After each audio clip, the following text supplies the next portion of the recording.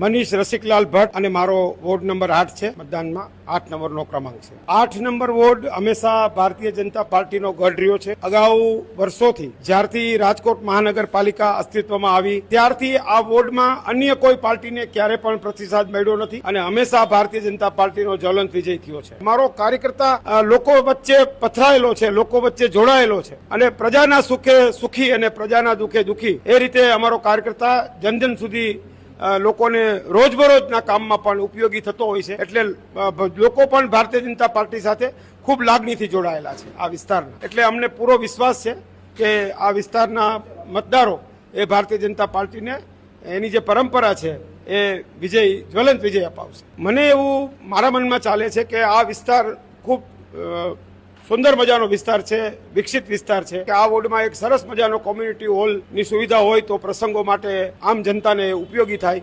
ઓછા ભાડામાં એને મહાનગરપાલિકાનો હોલ એ સારા પ્રસંગોમાં કામ આવે તો એક મારા મગજમાં એવું ચાલે છે ને એક અદ્યતન લાઇબ્રેરી આ વિસ્તાર જેવો ભદ્ર વિસ્તાર છે, વિકસિત વિસ્તાર છે. કેન્દ્રની નરેન્દ્રભાઈ મોદીની સરકાર અત્યારે સફારી પાર્કનું કામ પૂરજોશમાં ચાલે છે. નવી કોર્પોરેશન આવશે તરત એનું લોકાર્પણ થવાનું છે અને ફરીવાર અમે રાજકોટની પ્રજાને અપીલ કરીએ છીએ કે અમારાથી થયું છે એટલું ગત 5 વર્ષમાં કર્યું છે. મારા પૂર્વ કોર્પોરેટરો અને અમારા કોર્પોરેશનમાં પૂર્વ પદાધિકારીઓએ રાજકોટના વિકાસમાં ખૂબ કામ કર્યું છે. નાનામાં નાના માણસોનું ધ્યાન રાખ્યું છે. જ્યાં માનવી ત્યાં સુવિધા આ સૂત્રને ધ્યાનમાં લઈને આવાસ યોજનાઓ બની છે.